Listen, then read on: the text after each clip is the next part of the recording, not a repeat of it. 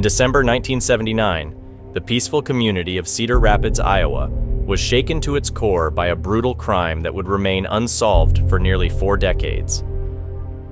Michelle Martinko, an 18-year-old high school student known for her involvement in the choir and twirling squad, became the tragic victim of this cold case.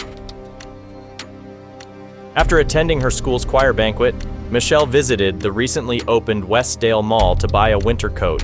It was the last time her friends and colleagues would see her alive. The search for Michelle began when she failed to return home, prompting her worried father to contact the police. In the early hours of December 20th, her lifeless body was discovered in her family's Buick Electra, parked outside the mall. She had been stabbed 21 times in a brutal attack that seemed personal in nature, given the ferocity and the defensive wounds found on her hands. Despite the apparent struggle, there was no evidence of robbery or sexual assault. The medical examiner determined that Michelle had died between 8 p.m. and 10 p.m., leaving the community and her grieving family seeking justice. The initial investigation saw the Cedar Rapids Police Department chasing numerous leads, including a suspect with a violent history. However, the breakthrough came decades later with the advent of DNA technology. In 2006, a re-examination of the case files revealed a sample of the killer's blood, which had been preserved on Michelle's dress. Despite this significant finding, the case remained cold until 2018, when DNA phenotyping and genealogical research through a public genealogy website led investigators to narrow the search to 3 brothers from Manchester, Iowa.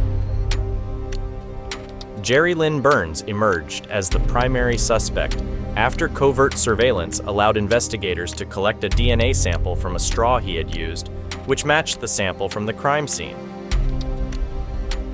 The discovery of Burns's search history, which included disturbing queries about violence against women, added a chilling context to the case. In February 2020, after a swift trial, Burns was found guilty of first-degree murder. The jury, taking just 3 hours to deliberate, handed down a verdict that would finally offer some measure of closure to Michelle's family. Burns received a life sentence without the possibility of parole and was ordered to pay restitution to Martinko's estate. The sentencing did not bring back the bright, talented young woman whose life was brutally cut short, nor could it heal all the wounds her family had borne over the years. Yet the verdict represented a landmark moment in the use of forensic DNA analysis and genealogy to solve cold cases. For the Cedar Rapids community and beyond, it underscored the enduring commitment to seeking justice, no matter how long it takes. Michelle's case, while tragic, became a beacon of hope for other families waiting for answers in unsolved cases, proving that the past is never entirely beyond reach and that the quest for justice knows no time limit.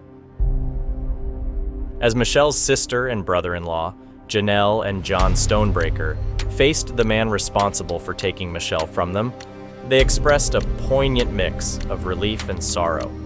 Their presence at the sentencing, along with their touching statements, reminded everyone of the human cost of such a heinous act and the enduring strength of family bonds. While the conviction of Jerry Lynn Burns did not undo the tragedy, it marked the end of a long journey for justice, bringing a measure of peace to those who loved Michelle Martinko